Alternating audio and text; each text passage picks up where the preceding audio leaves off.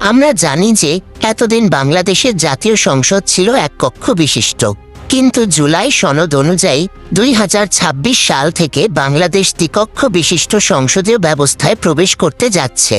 এর মানে হলো আমাদের প্রচলিত 300 আসন বিশিষ্ট সাধারণ সংসদ এখন থেকে লোয়ার হাউস বা নিম্নকক্ষ হিসেবে গণ্য হবে এবং আপার হাউস বা উচ্চকক্ষ হিসেবে আরও 100টি নতুন আসন যুক্ত হতে যাচ্ছে। আর এই উচ্চকক্ষের 100 জন সদস্য নির্বাচন করা হবে পিআর পদ্ধতিতে। বাংলাদেশের জাতীয় সংসদের উচ্চকক্ষ ঠিক কিভাবে গঠিত হবে সেই বিস্তারিত নিয়েই আমাদের আজকের এই আলোচনা। সরাসরি জনগণের প্রত্যক্ষ ভোটে নির্বাচিত সদস্যদের নিয়ে গঠিত হবে নিম্নকক্ষ বা জাতীয় সংসদ। এটিই হবে রাষ্ট্রের মূল চালিকা শক্তি। এখানে সরাসরি নির্বাচিত সদস্য থাকবেন 300 জন এবং সংরক্ষিত নারী আসনে থাকবেন আরও 50 জন। শুধুমাত্র জাতীয় বাজেট এবং অর্থ সংক্রান্ত সকল বিল পাশ করার ক্ষেত্রে এই নিম্নকক্ষের একচ্ছত্র ক্ষমতা থাকবে।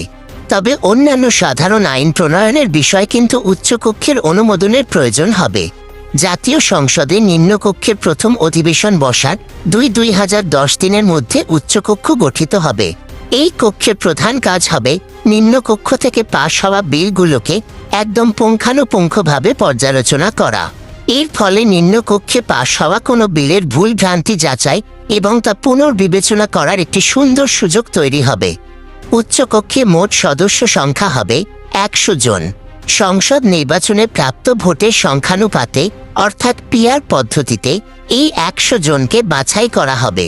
এর সহজ মানে হলো কোনো দল যদি মোট ভোটের 40% পায় তবে উচ্চকক্ষে তারা 40টি আসন পাবে। তবে 13তম জাতীয় সংসদ নির্বাচনে বিজয়ী দল বিএনপি কিন্তু এই পিআর পদ্ধতির বিপক্ষে অবস্থান নিয়েছে। বিএনপি চায় ভোটের অনুপাতের ভিত্তিতে নয়, বরং জাতীয় নির্বাচনে প্রাপ্ত আসনের অনুপাতে উচ্চকক্ষের আসন বণ্টন করতে হবে। সেই হিসেবে সাম্প্রতিক নির্বাচনে বিএনপি ভোট পেয়েছে 54% আর জামায়াতে ইসলামী ভোট পেয়েছে 40%। তাহলে উচ্চকক্ষে বিএনপি 54টি এবং জামাত 40টি আসন পাওয়ার কথা, কিন্তু বিএনপির প্রস্তাব হলো নির্বাচনে বিএনপি আসন পেয়েছে 70% এবং জামাত আসন পেয়েছে 22%। তাই উচ্চকক্ষে বিএনপি যেন 70টি আসন পায় আর জামাত 22টি আসন। জুলাই সনদে যদিও ভোটের অনুপাতের কথাই বলা হয়েছিল, কিন্তু বিএনপি সেখানে নোট অব ডিসেন্ট বা দ্বিমত জানিয়েছিল। তাই বর্তমানে উচ্চকক্ষের আসন কিভাবে বণ্টন করা হবে সেটি এখন একটি নতুন বিতর্কের বিষয় হয়ে দাঁড়িয়েছে। দ্বিকক্ষ বিশিষ্ট ব্যবস্থায় আইন প্রণয়ন প্রস্তাবগুলো বিল আকারে উত্থাপিত হবে। অর্থ বিল ছাড়া অন্য যে কোনো বিল পাশের ক্ষেত্রে উভয় কক্ষের সমন্বয় প্রয়োজন হবে। তবে সংবিধান সংশোধন করতে হলে নিম্নকক্ষের 2/3 এবং উচ্চকক্ষের সাধারণ সংখ্যাগরিষ্ঠের ভোট বাধ্যতামূলক। বিএনপি যেহেতু নিম্নকক্ষের 2/3 সংখ্যাগরিষ্ঠতা অর্জন করেছে, তাই তাদের ইচ্ছেমতো নিম্নকক্ষে প্রাপ্ত আসনের ভিত্তিতে উচ্চকক্ষ গঠিত হলে সেখানেও তারা স্বাভাবিকভাবেই সংখ্যাগরিষ্ঠতা পাবে। সেক্ষেত্রে অতীতে যেমনটা দেখা গেছে ঠিক তেমনি দলীয় স্বার্থে যে কোনো আইন পাশ করতে আর কোনো বাধা থাকবে না।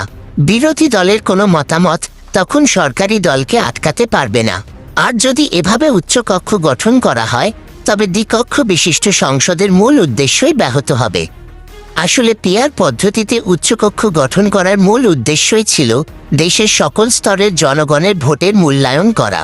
দেশের যে 40% জনগণ তাদের পছন্দের দলকে ভোট দিয়েছিল, তারা সরাসরি সরকার গঠন করতে না পারলেও তাদের প্রতিনিধিরা যেন সংসদে থাকতে পারে। কিন্তু উচ্চকক্ষে যদি পিআর পদ্ধতি বাস্তবায়ন করা না হয় তবে সেই 40% নাগরিকের ভোটের কোনো মূল্যই থাকবে না। সংস্কার কমিশনের মতে জাতীয় সংসদের এই দ্বিকক্ষ ব্যবস্থা দেশের রাজনীতিতে স্থিতিশীলতা নিশ্চিত করতে এবং কোনো একক দলের স্বেচ্ছাচারিতা বন্ধ করতে চেক অ্যান্ড ব্যালেন্স হিসেবে কাজ করবে। কিন্তু মূলনীতি অনুযায়ী উচ্চকক্ষ গঠন করা না হলে এই পুরো সংস্কারের কোনো মানেই হয় না। পিআর পদ্ধতিতে সংসদের উচ্চকক্ষ গঠিত না হলে তা শুধু শুধু দেশের অর্থনীতির ওপর বাড়তি চাপ তৈরি করবে। সেই সাথে নতুন কিছু সীমাবদ্ধতা যোগ হওয়া ছাড়া এই ব্যবস্থা থেকে দেশের মানুষ তেমন কোনো সুফল পাবে না। নতুন 100 জন সদস্যের বেতন ভাতা এবং তাদের প্রশাসনিক কাজের জন্য রাষ্ট্রের অনেক বড় অঙ্কের টাকা খরচ হবে।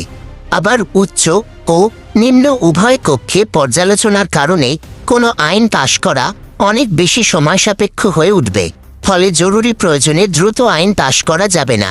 এছাড়া আরও একটি আশঙ্কার বিষয় হল, উচ্চকক্ষ শেষ পর্যন্ত রাজনৈতিকভাবে পরাজিত ব্যক্তিদের পুনর্বাসনের জায়গায় পরিণত হতে পারে।